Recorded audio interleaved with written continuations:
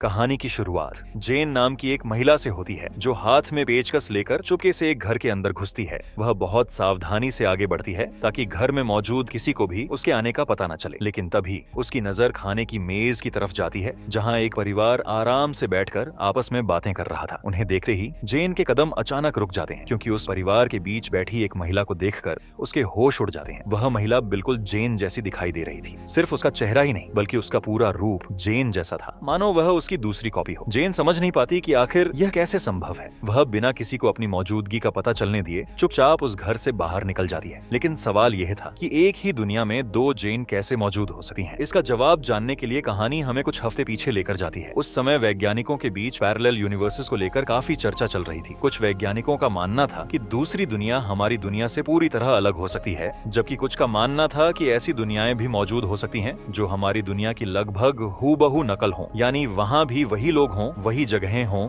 और लगभग वैसी ही घटनाएं घट रही हों। बस कुछ छोटे फैसले या घटनाएं दोनों दुनियाओं को एक दूसरे से अलग कर देती हों। इसी दौरान हमें फिजिसिस्ट जेन चैंडलर और उसके परिवार से मिलवाया जाता है। एक सुबह जेन दौड़ लगाकर अपने घर वापस आती है। उसका पति मैट नाश्ता तैयार कर रहा था और उनके दोनों बच्चे समांथा और जेक भी वहीं मौजूद थे। बच्चे अपनी माँ के वजन को लेकर मजाक करते हैं और पूरा परिवार एक दूसरे के साथ हंसने लगता है। उन्हें देखकर साफ पता चलता है कि चारों के बीच काफी अच्छा रिश्ता था और जेन अपने परिवार के साथ खुश थी। नाश्ता करने के बाद सभी अपने अपने काम के लिए निकल जाते हैं। जेन अपनी लैब पहुंचती है जहां उसका साथी रेग पहले से काम कर रहा था। दोनों काफी समय से एक ऐसी टेलीपोर्टेशन मशीन पर काम कर रहे थे जिसकी मदद से किसी चीज को एक जगह से दूसरी जगह भेजा जा सके। लेकिन काफी कोशिशों के बावजूद अभी तक उन्हें कोई बड़ी सफलता नहीं मिली थी। उनका बॉस भी काम की धीमी रफ्तार से परेशान हो चुका था। उसने जेन और रे को सिर्फ 1 महीने का समय दिया था। अगर इस दौरान उन्हें कोई ठोस नतीजा नहीं मिला तो उनका पूरा प्रोजेक्ट बंद किया जा सकता था। उस शाम जेन उस नदी के किनारे पहुंचती है जहां वह अक्सर काम खत्म होने के बाद मैट से मिला करती थी। वहां वह मैट को अपने असफल प्रयोग के बारे में बताती है। लगातार मिल रही नाकामियों से जेन काफी परेशान थी और उसे लगने लगा था कि शायद उसका प्रोजेक्ट कभी सफल नहीं होगा। लेकिन मैट उसका हौसला बढ़ाता है। वह जेन को समझाता है कि वह बेहद काबिल है और अगर कोशिश करती रही तो एक दिन जरूर अपने प्रयोग में सफल होगी। मैट की बातें सुनकर जेन को थोड़ी राहत मिलती है। अगली सुबह जेन फिर लेबोरेटरी पहुंचती है, लेकिन इस बार उसने तय कर लिया था कि वह सुरक्षित सीमा के अंदर रहकर प्रयोग नहीं करेगी। वह रेग से मशीन की ताकत को सामान्य सीमा से बहुत ज्यादा बढ़ाने के लिए कहती है। रेग तुरंत इसका विरोध करता है। उसके मुताबिक इतनी ज्यादा ऊर्जा इस्तेमाल करना बेहद खतरनाक हो सकता था और थोड़ी सी गलती से पूरी मशीन तबाह हो सकती थी। लेकिन जेन अपना फैसला नहीं बदलती। आखिरकार रेज उसकी बात मान जाता है। एक बार फिर एप्पल को चेंबर के अंदर रखा जाता है। मशीन चालू होती है और उसकी ताकत लगातार बढ़ने लगती है। कुछ ही पल बाद चेंबर के अंदर एक और जोरदार धमाका होता है। जेन और रेग तुरंत उसे देखने जाते हैं, लेकिन इस बार नतीजा बिल्कुल अलग था। एप्पल वहां नहीं था। दोनों पहले सोचते हैं कि शायद एप्पल दूसरे चैम्बर में पहुंच गया होगा, लेकिन वहां भी कुछ नहीं मिलता। एप्पल पूरी तरह गायब हो चुका था। रेग को लगता है कि उनका प्रयोग फिर गलत हो गया, लेकिन जेन इसे असफलता नहीं मानती। उसके लिए यह एक बहुत बड़ा सुराग था। अगर एप्पल इस चेंबर में नहीं था और दूसरी तरफ भी नहीं पहुंचा था तो सवाल था कि आखिर वह गया कहां। लेकिन जेन इस रहस्य को समझ पाती। उससे पहले उसकी जिंदगी में एक ऐसी घटना होती है जो सब कुछ बदल देती है। उस शाम जेन हमेशा की तरह नदी के किनारे मैट का इंतजार कर रही थी, लेकिन काफी समय बीतने के बाद भी मैट वहां नहीं पहुंचा। तभी जेन के फोन पर उसकी कॉल आती है। मैट की आवाज सुनकर ही जेन को कुछ अजीब महसूस होता है। मैट उससे कहता है कि वह जेन और बच्चों से बहुत प्यार करता है। जेन समझ नहीं पाती कि वह अचानक ऐसी बातें क्यों कर रहा है। वह उससे कुछ पूछ पाती उससे पहले ही कॉल कट जाता है। जेन तुरंत घबरा जाती है। वह मैट को बार बार फोन करती है, लेकिन दूसरी तरफ से कोई जवाब नहीं मिलता। किसी अनहोनी का डर महसूस होते ही जेन तेजी से घर की तरफ निकलती है, लेकिन रास्ते में उसे एक भयानक कार एक्सीडेंट दिखाई देता है। जैसे ही वह पास पहुंचती है उसे समझ आ जाता है कि दुर्घटना में मैट की कार शामिल थी। जेन दौड़कर उसके पास जाती है और उसे बचाने की कोशिश करती है, लेकिन तब तक बहुत देर हो चुकी थी। मैट की मौत हो चुकी थी। कुछ ही पलों में जेन की पूरी जिंदगी बदल जाती है। जिस इंसान के साथ उसने अपना पूरा भविष्य देखा था वह अचानक उससे हमेशा के लिए दूर जा चुका था। कुछ दिनों बाद पूरा परिवार उसी जगह मैट की राख बिखेरता है जहां जेन और मैट अक्सर एक दूसरे से मिला करते थे। मैट के जाने के बाद जिंदगी धीरे धीरे आगे बढ़ने लगती है, लेकिन जेन इस सदमे से बाहर नहीं निकल पा रही थी। समांथा और जेक भी अपनी माँ की हालत देखकर परेशान रहने लगे। ऐसे मुश्किल समय में जेन की बहन रूथ परिवार को संभालती है। वह बच्चों का ध्यान रखती है और जेन को भी धीरे धीरे अपनी सामान्य जिंदगी में वापस लाने की कोशिश करती है। रूथ उसे दोबारा काम पर जाने के लिए कहती है, लेकिन जेन के दिमाग में बार बार मैट की आखिरी कॉल घूमती रहती है। उसे सबसे ज्यादा इस बात का पछतावा था कि मरने से कुछ पल पहले मैट ने उससे कहा था कि वह उससे प्यार करता है, लेकिन जेन जब जवाब में उससे यह नहीं कह पाई कि वह भी उससे प्यार करती है। यही अधूरी बात उसे अंदर ही अंदर परेशान करती रहती है। आखिरकार जेन खुद को संभालती है और लेबोरेटरी वापस लौट जाती है। वह रेज के साथ दोबारा अपने टेलीपोर्टेशन एक्सपेरिमेंट पर काम शुरू करती है। तभी उसके दिमाग में गायब हुए एप्पल को लेकर एक नया विचार आता है। जेन सोचती है कि क्या होगा अगर उनका प्रयोग असल में असफल हुआ ही नहीं था। क्या होगा अगर एप्पल सच में एक जगह से दूसरी जगह पहुंचा था, लेकिन इस दुनिया में किसी दूसरी जगह जाने के बजाय किसी दूसरी दुनिया में चला गया हो। अगर पैरेलल यूनिवर्स सच में मौजूद हैं, तो यह भी संभव था कि दूसरी तरफ इसी लैबोरेटरी की एक और कॉपी मौजूद हो। वहां जेन और रेज जैसे वैज्ञानिक भी मौजूद हो सकते थे और शायद वे भी बिल्कुल ऐसा ही प्रयोग कर रहे हो। अब जेन इस सोच को सिर्फ एक अंदाजा बनाकर नहीं छोड़ना चाहती थी, उसे इसका सबूत चाहिए था। इसे जांचने के लिए जेन और रेग एक कागज पर अपने प्रयोग से जुड़ी जरूरी जानकारी लिखते हैं। इसके बाद उस कागज को चैम्बर के अंदर रखा जाता है और मशीन चालू कर दी जाती है। ऊर्जा बढ़ते ही कुछ ही पलों में कागज उनकी आंखों के सामने से गायब हो जाता है। अब दोनों के पास इंतजार करने के अलावा कोई रास्ता नहीं था। अगर दूसरी तरफ सच में कोई दुनिया मौजूद थी और वहाँ किसी को उनका कागज मिला, तो शायद वहाँ से कोई जवाब वापस आ सकता था। अगली सुबह जेन अपने घर पर बच्चों के लिए नाश्ता बना रही थी। तभी रेग का अचानक फोन आता है। उसकी आवाज से ही जेन समझ जाती है कि लेबोरेटरी में कुछ बड़ा हुआ है। रेग उसे बिना देर किए तुरंत वहाँ आने के लिए कहता है। जेन तेजी से लेबोरेटरी पहुँचती है। वहाँ रेग उसे चेम्बर के अंदर मिला एक कागज दिखाता है। उस कागज पर सिर्फ एक शब्द लिखा था, ग्रीटिंग्स, यानी नमस्कार। जेन और रेग कुछ पल एक दूसरे को देखते रह जाते हैं। किसी ने उनके भेजे हुए संदेश का जवाब दिया था। इसका मतलब दूसरी तरफ सच में कोई मौजूद था। लेकिन इससे पहले कि दोनों इस खोज को समझ पाते, चेम्बर के अंदर अचानक एक और चीज दिखाई देती है। वह था वही एप्पल जो उनके पहले प्रयोग में गायब हो गया था। लेकिन इस बार एप्पल वैसा नहीं था जैसा उन्होंने भेजा था। उसका एक हिस्सा खाया जा चुका था। अब उनके सामने सबूत था कि एप्पल किसी खाली जगह में नहीं गया था। दूसरी तरफ कोई ऐसा मौजूद था जिसने एप्पल को पाया, उसे खाया और फिर वापस भेज दिया। जेन और रेज समझ चुके थे कि उन्होंने शायद इंसानी इतिहास की सबसे बड़ी खोज कर ली है, लेकिन उन्हें अभी भी यह नहीं पता था कि दूसरी तरफ की दुनिया कैसी है। इसलिए दोनों अगला प्रयोग करते हैं। इस बार वे एक वीडियो कैमरा को चैम्बर के जरिए दूसरी तरफ भेजते हैं ताकि वहाँ की दुनिया को अपनी आंखों से देखा जा सके। कुछ समय बाद कैमरा वापस आ जाता है। जेन और रेग तुरंत उसकी रिकॉर्डिंग देखने लगते हैं। वीडियो शुरू होते ही उन्हें एक लेबोरेटरी दिखाई देती है, लेकिन वह कोई अनजान जगह नहीं थी। वह लेबोरेटरी लगभग उनकी अपनी लेबोरेटरी जैसी ही दिखाई दे रही थी। वही कमरा, वैसी ही मशीन्स और लगभग वैसी ही बनावट। जेन और रेज हैरानी से वीडियो देखते रहते हैं। तभी कैमरा के सामने एक महिला आती है। उसे देखते ही दोनों के चेहरे बदल जाते हैं, क्योंकि दूसरी दुनिया में मौजूद वह वैज्ञानिक कोई अनजान महिला नहीं थी। वह खुद जेन थी। बिल्कुल वही चेहरा, वही शरीर और लगभग वही जिंदगी। दूसरी दुनिया के बारे में पता चलने के बाद जेन के सामने साइंस की सबसे बड़ी खोज मौजूद थी, लेकिन उसके लिए इस खोज से भी ज्यादा जरूरी एक बात थी। अगर दूसरी दुनिया में उसकी अपनी एक कॉपी मौजूद थी, तो शायद वहाँ मैट भी मौजूद हो सकता था। अपने पति को दोबारा देखने की यही उम्मीद जेन के दिमाग में बैठ जाती है और वह फैसला करती है कि अब वह खुद टेलीपोर्टेशन चैम्बर के जरिए वह दूसरी दुनिया में जाएगी। लेकिन रेग तुरंत उसे ऐसा करने से रोक देता है। उसके मुताबिक किसी इंसान को दूसरी दुनिया में भेजना एप्पल या कैमरा भेजने जितना आसान नहीं था।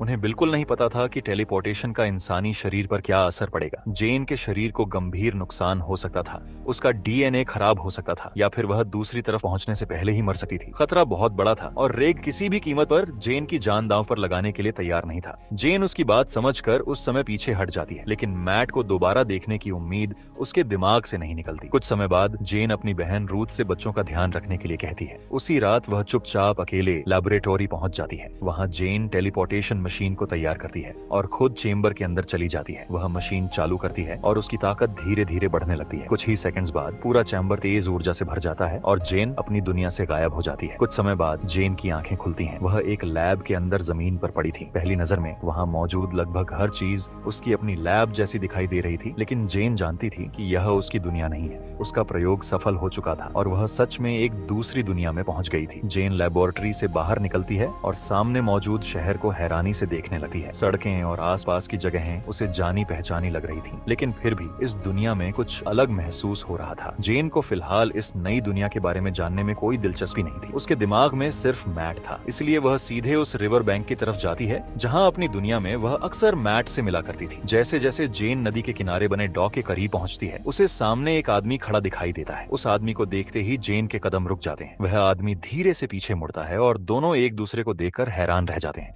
क्योंकि जेन के सामने खड़ा आदमी कोई और नहीं बल्कि मैट था। वही मैट जिसकी कुछ समय पहले उसकी दुनिया में मौत हो चुकी थी, इस दुनिया में बिल्कुल जिंदा उसके सामने खड़ा था। लेकिन मैट भी जेन को देखकर उतना ही हैरान था। वह उसके करीब आता है और पूछता है कि क्या वह सच में उसके सामने मौजूद है। जेन को उसका सवाल अजीब लगता है, लेकिन तभी उसे पता चलता है कि इस दुनिया में जेन की मौत हो चुकी थी। यानी जिस तरह जेन ने अपनी दुनिया में मैट को खोया था, उसी तरह इस दुनिया के मैट ने अपनी जेन को खो दिया था। जेन उसे यकीन दिलाती है कि वह सच में जेन ही है। इसके बाद वह समांथा और जेक के बारे में बात करती है, लेकिन बच्चों के नाम सुनते ही मैट उलझन में पड़ जाता है। इस दुनिया में जेन और मैट के कभी बच्चे हुए ही नहीं थे। अब जेन समझ जाती है कि दोनों दुनियाएं देखने में लगभग एक जैसी होने के बावजूद उनकी जिंदगी में कई बड़े अंतर मौजूद हैं। इसके बाद जेन उसे पूरी सच्चाई बताती है। वह अपने टेलीपोर्टेशन रिसर्च और दूसरी दुनिया तक पहुंचने वाले अपने प्रयोग के बारे में समझाती है। फिर वह मैट को बताती है कि वह किसी दूसरी दुनिया से यहाँ आई है और उसकी दुनिया में मैट की एक कार एक्सीडेंट में मौत हो चुकी है। यह सुनकर मैट भी हैरान रह जाता है, क्योंकि उसकी दुनिया में भी लगभग वैसी ही दुर्घटना हुई थी। फर्क सिर्फ इतना था कि यहाँ उस एक्सीडेंट में मैट नहीं बल्कि जेन मरी थी। यानी दोनों दुनियाओं में एक ही हादसे ने उनके परिवार को तोड़ा था, लेकिन दोनों जगह मरने वाला इंसान अलग था। अपने खोए हुए साथी को दोबारा सामने देखकर जेन और मैट दोनों भावुक हो जाते हैं। जेन आगे बढ़कर मैट को गले लगा लेती है। जिस इंसान को वह हमेशा के लिए खो चुकी थी, वह अब दूसरी दुनिया में उसके सामने जिंदा खड़ा था। जेन के लिए यह किसी चमत्कार से कम नहीं था। तभी मैट उससे एक ऐसी बात कहता है जो आगे चलकर बहुत बड़ी परेशानी बनने वाली थी। वह जेन से कहता है कि वह उसे भी अपने साथ अपनी दुनिया में ले चले। जेन कुछ देर तक इस बारे में सोचती है। वह जानती थी कि ऐसा करना खतरनाक हो सकता है, लेकिन मैट को दोबारा होने का डर उस पर भारी पड़ जाता है और आखिरकार वह उसकी बात मान जाती है। कुछ समय बाद जेन और मैट टेलीपोर्टेशन चेंबर के जरिए वापस जेन की असली दुनिया में पहुंच जाते हैं, लेकिन दोनों को एक साथ देकर रेज के होश उड़ जाते हैं। वह तुरंत जेन पर गुस्सा करता है और उसे समझाता है कि दूसरी दुनिया से किसी इंसान को उठाकर अपनी दुनिया में ले आना बेहद खतरनाक हो सकता है। उन्हें बिल्कुल नहीं पता था कि अलग अलग यूनिवर्स के लोगों को इस तरह एक दुनिया से दूसरी दुनिया में लाने के क्या नतीजे हो सकते हैं। इसके अलावा उनके सामने एक और बड़ी परेशानी थी। इस दुनिया में मैट की मौत हो चुकी थी। उसका अंतिम संस्कार तक किया जा चुका था और उसके परिवार से लेकर आसपास के सभी लोग जानते थे कि वह मर चुका है। ऐसे में अगर मैट अचानक लोगों के सामने जिंदा दिखाई देने लगा तो जेन किसी को कैसे समझाएगी कि यह मैट किसी दूसरी दुनिया से आया है। लेकिन उस समय जेन इन परेशानियों के बारे में सोचना नहीं चाहती थी। उसके लिए सिर्फ इतना मायने रखता था कि मैट वापस उसके पास था। इसके बाद जेन मैट को अपने घर लेकर जाती है। वहाँ रूथ बच्चों का ध्यान रख रही थी। जेन किसी तरह रूथ को घर भेज देती है और फिर समांथा और जेक को अपने पास बैठाकर पूरी बात समझाना शुरू करती है। वह पहले उन्हें अपने टेलीपोर्टेशन एक्सपेरिमेंट के बारे में बताती है, फिर पैरेलल यूनिवर्स के बारे में समझाती है और आखिर में बताती है कि दूसरी दुनिया में उसे उनके पिता मिले थे और वहाँ मैट अभी भी जिंदा था। समांथा और जे को पहले अपनी माँ की बात पर भरोसा नहीं होता। तब जेन उन्हें बताती है कि मैट बाहर कार में उनका इंतजार कर रहा है। ये सुनते ही दोनों बच्चे दौड़कर बाहर जाते हैं, लेकिन कार के अंदर कोई नहीं था। अब दोनों को लगने लगता है कि शायद उनकी माँ मैट की मौत का सदमा सहन नहीं कर पाई और इसी वजह से ऐसी चीजों की कल्पना करने लगी है। तभी समांथा की नजर थोड़ी दूर एक पेड़ के नीचे खड़े एक आदमी पर पड़ती है। वह मैट था। अपने पिता को जिंदा देखकर समांथा और जेक तुरंत उसकी तरफ दौड़ते हैं और उसे गले लगा लेते हैं। उनके लिए ऐसा था जैसे उनका मरा हुआ पिता अचानक वापस लौट आया हो। लेकिन मैट के लिए यह पल बिल्कुल अलग था, क्योंकि वह पहली बार उन बच्चों को देख रहा था जो उसकी अपनी दुनिया में कभी पैदा ही नहीं हुए थे। इसके बावजूद वह दोनों को गले लगा लेता है और कुछ समय के लिए ऐसा लगता है जैसे जेन ने अपने टूटे हुए परिवार को फिर से पूरा कर लिया हो। बाद में पूरा परिवार लिविंग रूम में बैठा है। समांथा और जेक मैट से उसकी दुनिया के बारे में कई सवाल पूछते हैं। इसी दौरान मैट उन्हें बताता है कि उसकी दुनिया में वे दोनों कभी पैदा ही नहीं हुए थे। बच्चों के लिए यह बात काफी अजीब थी। जिस आदमी का चेहरा उनके पिता जैसा था और जो उन्हीं की तरह बात करता था, उसके लिए वे दोनों बिल्कुल अनजान थे। कुछ समय बाद मैट अकेले एक कमरे में जाता है और वहाँ इस दुनिया वाले मैट की पुरानी तस्वीरें देखने लगता है। तस्वीरों में वही चेहरा था और लगभग वही जिंदगी दिखाई दे रही थी, लेकिन उन तस्वीरों से जुड़ी यादें उसकी अपनी नहीं थीं। वह एक ऐसे इंसान की जिंदगी देख रहा था जो बिल्कुल उसके जैसा था, लेकिन फिर भी वह खुद नहीं था। दूसरी तरफ जेन बच्चों को समझाती है कि फिलहाल किसी को मैट के बारे में कुछ नहीं बताना है। अगर बाहर किसी को पता चला कि उनका मर चुका पिता अचानक वापस आ गया है तो उनके लिए बहुत बड़ी परेशानी खड़ी हो सकती है। इसके बाद जेन मैट के पास जाती है। मैट को एक बार खोने का दर्द अभी भी उसके अंदर था, इसीलिए वह उससे वादा करने के लिए कहती है कि वह उसे दोबारा छोड़कर कहीं नहीं जाएगा। जाएगा। मैट उसे भरोसा दिलाता है कि वह उसके साथ रहेगा और दोनों एक बार फिर एक दूसरे के करीब आ जाते हैं। अगले कुछ दिनों में उनकी जिंदगी धीरे धीरे सामान्य होने लगती है। जेन वापस लेबोरेटरी में काम करने लगती है, जबकि मैट घर संभालता है, नाश्ता बनाता है और समांथा तथा जे के साथ समय बिताता है। वह बार बार इस दुनिया की शांति की तारीफ करता है। उसके मुताबिक उसने अपनी जिंदगी में खुद को कभी इतना शांत और खुश महसूस नहीं किया था। जेन को भी लगने लगता है कि शायद मैट को दूसरी दुनिया से यहाँ लाने का उसका फैसला सही था। लेकिन एक दिन जेन को मैट के सामान में एक अजीब सा डिवाइस मिलता है। वह उसे हाथ में उठाकर देखने लगती है, लेकिन मैट की नजर उस पर पड़ते ही वह तुरंत सावधान हो जाता है। जेन उससे पूछती है कि यह क्या है। तब मैट बताता है कि यह एक हथियार है। मैट के मुताबिक उसकी दुनिया जेन की दुनिया जितनी सुरक्षित नहीं थी। वहाँ कई तरह के खतरे मौजूद थे और अपनी रक्षा के लिए उसे यह हथियार अपने पास रखना पड़ता था। वह जेन को साफ चेतावनी देता है कि वह इसे कभी हाथ न लगाए, क्योंकि यह बेहद खतरनाक है। जेन उस समय उसकी बात मान लेती है, लेकिन उसे बिल्कुल अंदाजा नहीं था कि यही हथियार बहुत जल्द मैट का एक ऐसा रूप उसके सामने लाने वाला है जिसके बारे में उसने कभी सोचा भी नहीं था। एक सुबह पूरा परिवार साथ बैठकर नाश्ता कर रहा था। तभी अचानक दरवाजे पर दस्तक होती है। जेन दरवाजा खोलती है तो बाहर उसकी माँ खड़ी थी। अब जेन के सामने बड़ी परेशानी थी, क्योंकि उसकी माँ जानती थी कि मैट मर चुका है। अगर उसने मैट को घर के अंदर जिंदा देख लिया तो सारी सच्चाई बाहर आ सकती थी। इसीलिए मैट तुरंत जाकर छिप जाता है। जेन अपनी माँ से सामान्य तरीके से बात करने की कोशिश करती है, लेकिन उसकी माँ की नजर खाने की मेज पर रखी एक अतिरिक्त प्लेट पर पड़ जाती है। वह जेन से पूछती है कि यह प्लेट किसकी है। तभी जैक तुरंत बात संभालता है और झूठ बोल देता है कि उसने अपने लिए 2 प्लेट्स निकाली थीं। किसी तरह जेन की माँ को शक नहीं होता और थोड़ी देर बाद वह वहाँ से चली जाती है। पूरा परिवार राहत की सांस लेता है, लेकिन जब वे मैट को ढूंढते हैं तो वह घर में कहीं दिखाई नहीं देता। असल में मैट बिना किसी को बताए अकेला बाहर घूमने निकल चुका था। वह सड़कों पर चलते हुए अपनी नई दुनिया को देख रहा था और यहाँ की जिंदगी को समझने की कोशिश कर रहा था। तभी पड़ोस का एक आदमी मैट को देख लेता है। उसे देखते ही वह हैरान रह जाता है, क्योंकि इस दुनिया में सभी जानते थे कि मैट मर चुका है। उस आदमी को लगता है कि मैट ने अपनी मौत का नाटक किया होगा ताकि वह किसी तरह पैसों का फायदा उठा सके। वह मैट का पीछा करने लगता है और उसे धमकाकर पैसे मांगने की कोशिश करता है। मैट शुरुआत में उसे नजरअंदाज करता है और वहां से निकलने की कोशिश करता है, लेकिन वह आदमी लगातार उसका पीछा करता रहता है। आखिरकार मैट का गुस्सा बाहर आ जाता है। वह अपने पास मौजूद वही रहस्यमयी हथियार निकाल लेता है। आदमी कुछ समझ पाता उससे पहले मैट हथियार चला देता है। उससे निकली तेज ऊर्जा सीधे उस आदमी के सीने से आर पार निकल जाती है और उसके शरीर में एक बड़ा जला हुआ छेद बन जाता है। वह आदमी वहीं जमीन पर गिर जाता है और उसकी मौत हो जाती है। लेकिन सबसे डरावनी बात मैट की प्रतिक्रिया थी। उसके चेहरे पर न डर था और न पछतावा। वह ऐसे वहां से चला जाता है जैसे कुछ हुआ ही ना हो। कुछ समय बाद मैट वापस घर पहुंचता है। जेन उस पर गुस्सा करती है कि वह बिना बताए बाहर क्यों चला गया था। अगर किसी ने उसे पहचान लिया तो पूरा परिवार बहुत बड़ी मुसीबत में पड़ सकता था। लेकिन मैट इस बात को ज्यादा गंभीरता से नहीं लेता। वह जेन को शांत करता है और एक बार फिर वादा करता है कि वह उसे छोड़कर कहीं नहीं जाएगा। जेन उसकी बात मान लेती है, क्योंकि उसे अभी तक ये नहीं पता था कि बाहर मैट क्या करके आया है। लेकिन उसी रात एक और अजीब घटना होती है। जेन की नींद खुलती है और वह देखती है कि मैट उसके पास बेड पर नहीं है। वह उसे ढूंढते हुए नीचे जाती है और तभी उसे समांथा के कमरे में किसी की परछाई दिखाई देती है। जेन अंदर झांकती है तो मैट को समांथा के बेड के पास खड़ा पाती है। मैट बिना कोई आवाज किए सोती हुई समांथा को देख रहा था। यह देखकर जेन को पहली बार उसके आसपास एक अजीब सा डर महसूस होता है। बाद में वह मैट से पूछती है कि वह समांथा के कमरे में क्या कर रहा था। मैट उसे समझाता है कि उसकी अपनी दुनिया में उसके कभी बच्चे नहीं हुए थे, इसीलिए उसे अभी भी इस बात पर विश्वास करना मुश्किल हो रहा है कि दूसरी दुनिया में उसकी एक बेटी और बेटा मौजूद है। वह सिर्फ समांथा को देखकर इस नई जिंदगी को समझने की कोशिश कर रहा था। जेन उसकी बात सुनकर उस समय शांत हो जाती है, लेकिन उसके मन में मैट को लेकर पहली बार शक पैदा हो चुका था,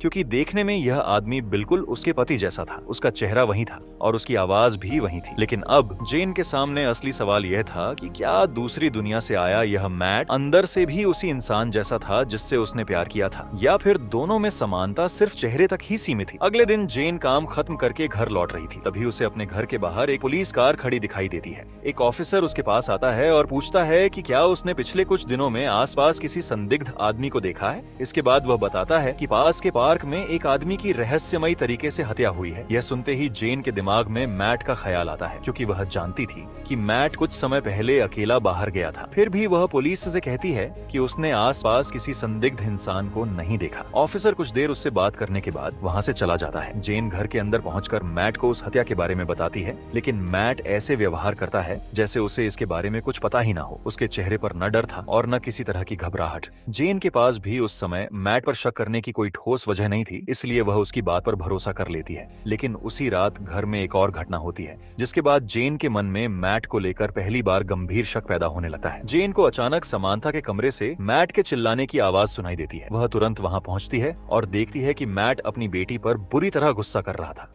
असल में समांथा डिकाजने में मैट की एक तस्वीर बनाई थी। वह तस्वीर बिल्कुल सही नहीं बनी थी, लेकिन समांथा ने उसे प्यार से बनाया था। मगर मैट को लगता है कि समांथा ने जानबूझकर उसका मजाक उड़ाने के लिए उसे इस तरह बनाया है। वह गुस्से में समांथा को डांटता है और फिर कमरे से बाहर चला जाता है। जेन अपनी डरी हुई बेटी को संभालती है और उसे समझाती है कि मैट के लिए यह पूरी दुनिया नई है। वह एक ऐसी जगह पर रह रहा है जहां लोग उसे जानते हैं, लेकिन वह उन लोगों की यादों को नहीं जानता। इसलिए शायद उसे इस नई जिंदगी को अपनाने में थोड़ा समय लगेगा। लेकिन समांथा और जेक अब अपनी माँ से साफ कह देते हैं कि यह आदमी उनके असली पिता जैसा बिल्कुल नहीं है। उसका चेहरा और आवाज जरूर उनके पिता जैसी है, लेकिन उसका स्वभाव पूरी तरह अलग है। दोनों बच्चे जेन को समझाते हैं कि वह इस मैट को असल में जानती ही नहीं है। वह एक अलग यूनिवर्स से आया है और वहाँ उसने कैसी जिंदगी जी थी, किन लोगों के साथ रहा था और उसके साथ क्या हुआ, इसके बारे में जेन को बहुत कम जानकारी है। जेन ने सिर्फ उसका चेहरा देखकर मान लिया था कि वह वही मैट है जिसे उसने खो दिया था। बच्चों की यह बात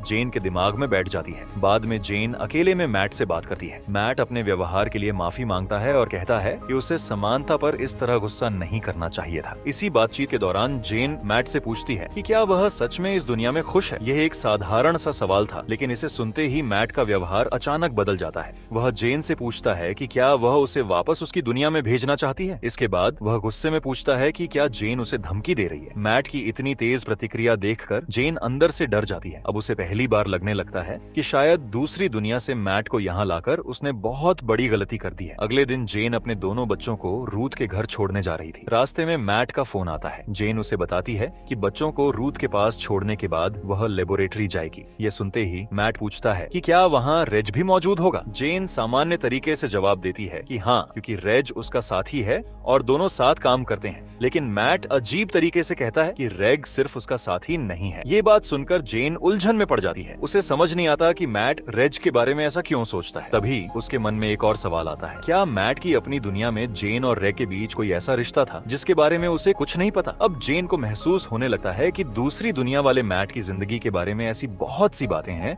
जिन्हें उसने कभी जानने की कोशिश ही नहीं की। बच्चों को रूथ के पास सुरक्षित छोड़ने के बाद जेन सीधे लेबोरेटरी पहुंचती है और रेज को पूरी बात बताती है। वह मानती है कि अब उसे मैट से डर लगने लगा है। उसे दूसरी दुनिया में वापस जाकर यह पता लगाना होगा कि वहाँ मैट की जिंदगी असल में कैसी थी और उस दुनिया वाली जेन के साथ वास्तव में क्या हुआ था। रेग मामले की गंभीरता समझ जाता है और जेन की मदद करने के लिए तैयार हो जाता है। दोनों टेलीपोर्टेशन मशीन तैयार करते हैं। जेन चैम्बर के अंदर जाती है और रेग बाहर से मशीन चालू कर देता है। उसकी ताकत बढ़ने लगती है और कुछ ही सेकंड्स बाद जेन अपनी दुनिया से गायब होकर दोबारा उसी दूसरी दुनिया में पहुंच जाती है जहां से वह मैट को लेकर आई थी। लेकिन इस बार जेन नदी के किनारे जाने के बजाय सीधे उस घर की तरफ जाती है जहां इस यूनिवर्स में जेन और मैट साथ रहते थे। घर के अंदर पहुंचते ही उसे अजीब सी खामोशी महसूस होती है। वह बहुत सावधानी से एक एक कमरे को देखती हुई आगे बढ़ती है। पूरे घर में कोई दिखाई नहीं देता। आखिरकार वह बेडरूम तक पहुंचती है जहां बेड पर चादर के नीचे किसी इंसान के शरीर जैसी आकृति दिखाई दे रही थी। जेन धीरे धीरे बेड के करीब जाती है। उसके मन में डर बढ़ता जा रहा था। वह चादर पकड़ती है और जैसे ही उसे हटाती है, सामने का नजारा देखकर उसके होश उड़ जाते हैं। बेड पर उसके जैसी दिखने वाली लड़की की लाश पड़ी थी। यह उसी यूनिवर्स की जेन थी। लेकिन सबसे डरावनी बात उसकी मौत नहीं, बल्कि उसके शरीर पर मौजूद निशान था।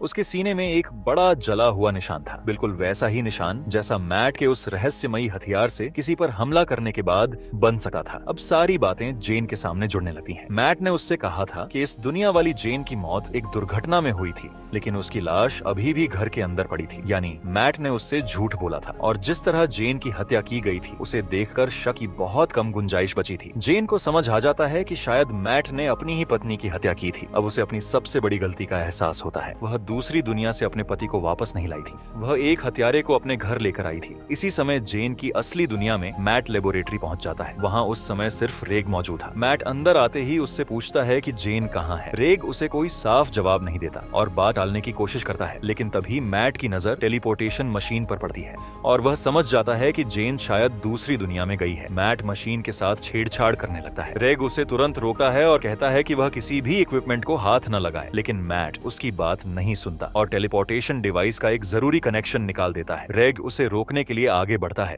लेकिन मैट उसे धक्का देकर जमीन पर गिरा देता है। इसके बाद मैट अपना वही खतरनाक हथियार निकाल लेता है। रेग खुद को बचाने के लिए कुछ कर पाता उससे पहले मैट वेपन चला देता है। उससे निकली तेज ऊर्जा सीधे रेग के सीने से आर पार निकल जाती है। उसके शरीर में एक बड़ा जला हुआ छेद बन जाता है और वह वहीं जमीन पर गिरकर मर जाता है। अब मैट ने उस एक इंसान को भी रास्ते से हटा दिया था जो जेन को दूसरी दुनिया से वापस ला सकता था। दूसरी तरफ जेन अपनी दुनिया में लौटने के लिए टेलीपोर्टेशन मशीन चालू करने की कोशिश करती है, लेकिन सामने मौजूद स्क्रीन पर अचानक सिस्टम एरर दिखाई देता है। जेन दोबारा कोशिश करती है, लेकिन कुछ नहीं होता। वह मशीन में डाली गई जानकारी जांचती है और फिर उसे चालू करती है, मगर हर बार वही एरर सामने आ जाता है। कई बार कोशिश करने के बाद जेन समझ जाती है कि खराबी इस तरफ नहीं बल्कि उसकी असली दुनिया की मशीन में हुई है। किसी ने वहां मौजूद टेलीपोर्टेशन मशीन को बंद कर दिया था या उसके साथ छेड़छाड़ की थी। अब जेन इस दूसरी दुनिया में फंस चुकी थी। वह लगातार मशीन को ठीक करने और अपनी दुनिया से दोबारा संपर्क बनाने की कोशिश करती रहती है, लेकिन कई घंटों की मेहनत के बाद भी उसे सफलता नहीं मिलती।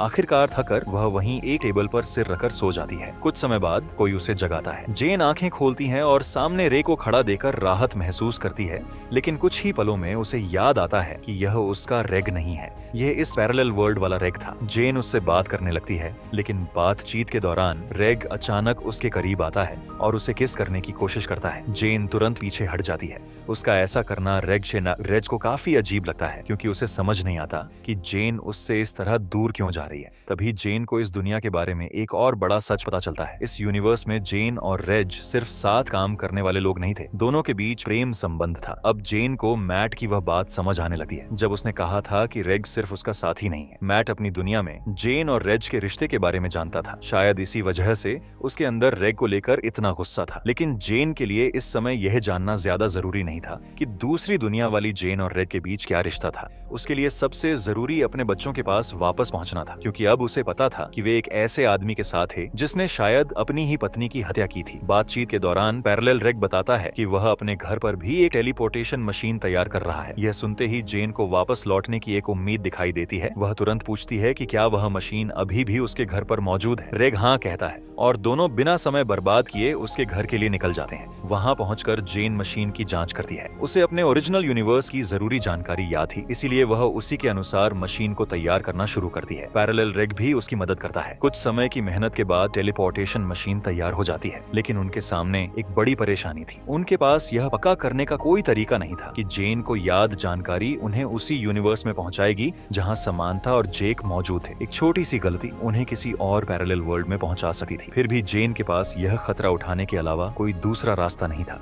वह मशीन चालू करती है और इस बार पैरेलल रेग भी उसके साथ चेंबर के अंदर आ जाता है। कुछ ही पलों में दोनों वहां से गायब होकर एक दूसरी दुनिया में पहुंच जाते हैं। नई दुनिया में पहुंचने के बाद जेन आसपास की चीजों को ध्यान से देखती है। सब कुछ उसे जाना पहचाना दिखाई देता है। उसे लगता है कि शायद इस बार वह आखिरकार अपने ओरिजिनल यूनिवर्स में वापस पहुंच गई है। जेन और रेज एक कार लेकर उसके घर की तरफ निकलते हैं। घर पहुंचने के बाद जेन रेज को बाहर इंतजार करने के लिए कहती है। वह खुद हाथ में एक पेचकस लेकर बहुत सावधानी से घर के अंदर घुसती है और यहीं से फिल्म की शुरुआत में दिखाया गया सीन दोबारा सामने आता है। जेन बिना आवाज किए घर के अंदर आगे बढ़ती है। तभी उसकी नजर खाने की मेज की तरफ जाती है और सामने का नजारा देखकर उसके कदम वहीं रुक जाते हैं। वहां मैट बैठा था, समांथा और जेक भी वहीं मौजूद थे, लेकिन उनके साथ एक और महिला बैठी थी। वह महिला कोई और नहीं बल्कि जेन थी, बिल्कुल उसी की कॉपी। पूरा परिवार आराम से एक साथ बैठकर बातें कर रहा था, जैसे उनकी जिंदगी में कभी कोई बुरी घटना हुई ही ना हो। अब जेन को समझ आ जाता है कि उससे फिर गलती हो गई है। यह उसकी दुनिया नहीं थी, वह गलती से किसी तीसरे पैरेलल यूनिवर्स में पहुंच चुकी थी। अगर इस घर में मौजूद जेन या परिवार के किसी दूसरे सदस्य ने उसे देख लिया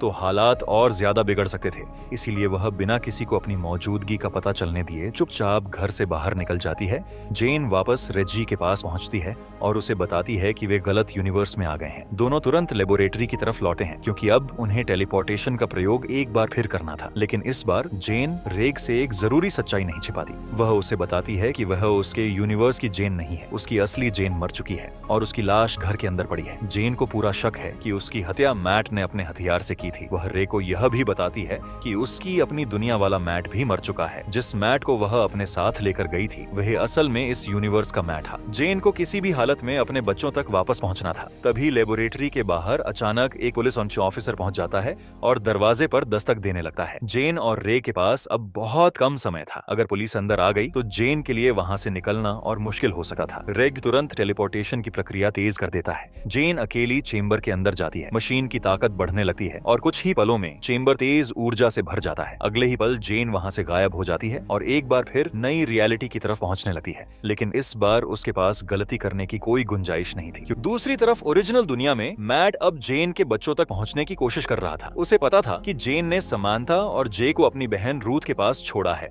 लेकिन रूथ कहाँ रहती है यह उसे नहीं पता था। इसलिए मैट एक तरीका निकालता है। वह रूथ को फोन करता है और खुद को जेन का असिस्टेंट बताता है। बातों बातों में वह बड़ी चालाकी से रूथ से उस जगह का एड्रेस निकलवा लेता है जहां बच्चे रह रहे थे। अब मैट को पता चल चुका था कि समांथा और जेक कहाँ हैं और वह तुरंत उनकी तरफ निकल पड़ता है। ठीक इसी समय टेलीपोर्टेशन के बाद जेन की आंखें खुलती हैं। वह उठकर अपने आसपास की चीजों को ध्यान से देखती है और इस बार उसे लगता है कि वह आखिरकार अपने ओरिजिनल दुनिया में वापस आ चुकी है। लेकिन उसके पास खुश होने का बिल्कुल समय नहीं था। उसका रेग मारा जा चुका था। मैट खुलेआम बाहर घूम रहा था और सबसे बड़ा खतरा समांथा और जेक पर था। इसीलिए जेन बिना समय बर्बाद किए लैबोरेटोरी से निकलती है और सीधे रूथ के घर पहुंचती है। लेकिन वहां पहुंचते ही जेन की परेशानी और बढ़ जाती है क्योंकि पूरा घर खाली था। समांथा और जेक वहां नहीं थे। जेन घबराकर तुरंत रूथ को फोन करती है। रूथ बताती है कि वह बच्चों को लेकर जेन के घर वापस आ रही है। ये सुनते ही जेन समझ जाती है कि हालात कितने खतरनाक हो चुके हैं क्योंकि मैट भी बच्चों की तलाश कर रहा था। तभी जेन की नजर खिड़की से बाहर जाती है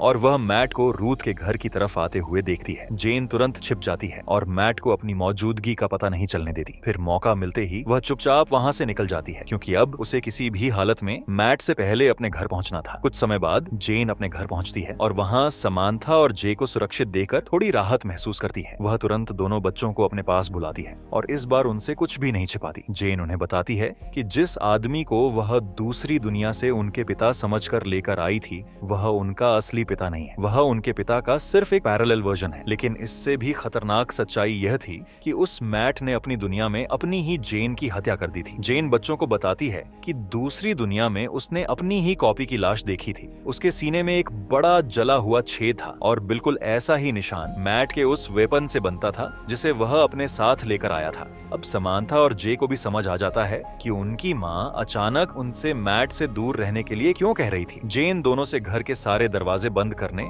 और किसी सुरक्षित जगह पर छिपने के लिए कहती है। अब उनका अपना घर ही उनके लिए एक जाल बन चुका था क्योंकि मैट कभी भी वहां पहुंच सकता था। कुछ देर बाद मैट घर पहुंच जाता है। अंदर आते ही वह समांथा और जे को ढूंढना शुरू कर देता है लेकिन उसे दोनों बच्चे कहीं दिखाई नहीं देते। वह धीरे धीरे घर के अंदर आगे बढ़ता है और आखिरकार बेडरूम तक पहुंच जाता है। वहां उसका सामना जेन से होता है लेकिन इस बार जेन उससे डरकर पीछे नहीं हटती। वह सीधे मैट से कहती है कि अब उसे उसकी पूरी सच्चाई पता चल चुकी है। उसने दूसरी दुनिया में उसकी वाइफ की लाश देखी है और अब वह जानती है कि मैट ने अपनी ही जेन की हत्या की थी। अब मैट भी झूठ बोलने की कोशिश नहीं करता। वह बेहद ठंडे तरीके से बताता है कि उसकी वाइफ का रेग के साथ अफेयर था। उसके मुताबिक जेन ने उसे धोखा दिया था और इसी वजह से वह मरने के लायक थी। उसकी बात सुनकर जेन समझ जाती है कि उसके सामने खड़ा आदमी कितना खतरनाक है। उसे अपनी वाइफ की हत्या करने का कोई पछतावा नहीं था। उल्टा वह अपनी गलती को सही ठहराने की कोशिश कर रहा था। जेन उसे रोकने की कोशिश करती है लेकिन मैट तुरंत अपना खतरनाक वेपन निकाल लेता है। यह वही वेपन था जिससे उसने पहले पड़ोसी और रेज को मारा था। वह वेपन सीधे जेन की तरफ करता है। जेन के पास भागने का कोई रास्ता नहीं था और मैट हमला करने ही वाला था कि अचानक पीछे से जेक हाथ में बेसबॉल बैट लेकर आ जाता है। वह पूरी ताकत से बैट मैट के सिर पर मार देता है। हमला इतना अचानक था कि मैट खुद को संभाल नहीं पाता और सीधे जमीन पर गिर जाता है। जेन तुरंत सैमीथा और जैक के साथ मिलकर मैट का वेपन उससे दूर कर देती है। अब पहली बार मैट उनके काबू में था। तीनों मिलकर उसे मजबूती से बांध देते हैं लेकिन अब सवाल था कि उसके साथ किया क्या जाए। जेन जानती थी कि पुलिस को पूरी सच्चाई समझाना लगभग नामुमकिन होगा। पैरेलल यूनिवर्स और टेलीपोर्टेशन के साथ एक ऐसे आदमी की कहानी समझाना जो इस दुनिया में पहले ही मर चुका था किसी के लिए भी विश्वास करना आसान नहीं होता। इसीलिए जेन फैसला करती है कि मैट को इस दुनिया में रखना ही सबसे बड़ा खतरा है। उसे वापस किसी दूसरी दुनिया में भेजना होगा। जेन और बच्चे बंधे हुए मैट को लैबोरेटोरी लेकर जाते हैं। वहां जेन टेलीपोर्टेशन मशीन तैयार करती है और मैट को चेंबर के अंदर डाल देती है। मैट समझ जाता है कि जेन उसे यहाँ से भेजने वाली है लेकिन जाने से पहले वह उसे धमकी देता है कि यह सब यहीं यहीं खत्म नहीं होगा। वह किसी न किसी तरह वापस आएगा और जेन से इसका बदला लेगा। जेन उसकी धमकी पर ध्यान नहीं देती और मशीन चालू कर देती है। धीरे धीरे उसकी ताकत बढ़ने लगती है और अगले ही पल मैट चेंबर से गायब हो जाता है। लेकिन वह अपने पुराने यूनिवर्स में वापस नहीं पहुंचता। जब उसकी आंखें खुलती हैं तो वह खुद को एक बेहद अजीब और अंधेरी दुनिया में पाता है। उसके चारों तरफ अंतहीन रास्ते और भूल भुलैया जैसे लंबे गलियारे मौजूद थे। मैट को खुद नहीं पता था कि जेन ने उसे किस रियलिटी में भेज दिया है। अब मैट एक ऐसी दुनिया में फंस चुका था जहां से बाहर निकलने का रास्ता शायद मौजूद ही नहीं था। जेन और उसके बच्चों के लिए आखिरकार खतरा खत्म हो चुका था और उन्हें लगने लगा था कि अब वे दोबारा अपनी सामान्य जिंदगी शुरू कर सकते हैं। इसके बाद कहानी सीधे 2 महीने आगे बढ़ती है। जेने की जिंदगी धीरे धीरे सामान्य हो चुकी थी। एक सुबह वह सैमीथा और जैक के साथ रूथ के साथ बैठकर नाश्ता करती है। अब परिवार पहले की तरह अपनी रोज की जिंदगी में वापस लौट चुका था। नाश्ता खत्म होने के बाद बच्चे और रूथ अपने अपने काम के लिए निकल जाते हैं और जेन घर में अकेली रह जाती है। पिछले कुछ महीनों में जो कुछ हुआ था उसके बाद आखिरकार जेन की जिंदगी में थोड़ी शांति आई थी। मैट का खतरा खत्म हो चुका था और उसे लग रहा था कि अब वह अपने बच्चों के साथ आगे की जिंदगी शुरू कर सकती है। लेकिन तभी अचानक दरवाजे पर दस्तक होती है। जेन दरवाजा खोलती है और बाहर रे को खड़ा देकर हैरान रह जाती है। लेकिन रे के चेहरे पर खुशी नहीं थी। वह बेहद परेशान और घबराया हुआ दिखाई दे रहा था। वह तुरंत घर के अंदर आता है और जेन से कहता है कि कुछ बहुत बुरा हो गया। जेन उसकी बात समझ नहीं पाती और हैरानी से उसकी तरफ देखने लगती है। तभी रेग उसे एक ऐसी बात बताता है जो पूरी कहानी को एक बार फिर उलट देती है। वह जेन से कहता है कि तुम गलत दुनिया में हो। यह सुनते ही जेन के चेहरे का रंग उड़ जाता है। जिस दुनिया को वह पिछले 2 महीनों से अपना ओरिजिनल यूनिवर्स समझकर रह रही थी वह असल में उसकी दुनिया थी ही नहीं। इसका मतलब जब जेन ने टेलीपोर्टेशन के बाद सोचा था कि वह आखिरकार अपने बच्चों के पास वापस पहुंच गई है, तब असल में वह एक बार फिर किसी दूसरे पैरेलल यूनिवर्स में पहुंच चुकी थी। लेकिन सबसे डरावनी बात यह थी कि जेन पूरे 2 महीने तक इस दुनिया में रही और उसे एक बार भी एहसास नहीं हुआ कि यह उसकी असली रियलिटी नहीं है। यहाँ मौजूद घर बिल्कुल वैसा था। सामंथा और जेक भी वैसे ही नहीं थे। रूथ भी मौजूद थी और उसकी जिंदगी भी लगभग वैसी ही चल रही थी जैसी उसकी अपनी दुनिया में चलती थी। अब जेन के सामने सिर्फ यह सवाल नहीं था कि उसकी असली दुनिया कौन सी है। सबसे बड़ा सवाल यह था कि जिन सैमीथा और जैक के साथ वह पिछले 2 महीनों से रह रही थी, क्या वे सच में उसके अपने बच्चे थे? अगर यह उसकी दुनिया नहीं थी तो उसका असली यूनिवर्स आखिर कहाँ था? वहाँ उसके असली समानता और जे के साथ क्या हुआ होगा? क्या वे अभी भी सुरक्षित थे या फिर मैट उनसे पहले वहाँ पहुंच चुका था? जेन ने दूसरी दुनिया का रास्ता खोजकर सोचा था कि वह अपने खोए हुए हस्बैंड को वापस पा सकती है, लेकिन उसकी यही कोशिश उसे ऐसी अनगिनत दुनियाओं के बीच ले आई थी जहाँ हर रियलिटी लगभग एक जैसी दिखाई देती थी और फिर भी हर दुनिया के पीछे एक अलग सच्चाई छिपी हुई थी। अब जेन खुद भी नहीं जानती थी कि इन सभी पैरेलल वर्ल्ड्स के बीच उसकी असली रियलिटी कौन सी है और क्या वह कभी अपने असली बच्चों तक वापस पहुंच भी पाएगी। इसी चौंकाने वाले खुलासे के साथ द गेटवे मूवी की कहानी खत्म हो जाती है। अगर आपको हमारी यह मूवी एक्सप्लेनेशन पसंद आई हो तो वीडियो को लाइक करें, चैनल को सब्सक्राइब करें और बेल आइकन जरूर दबाएं। मिलते हैं अगली शानदार मूवी एक्सप्लेनेशन के साथ।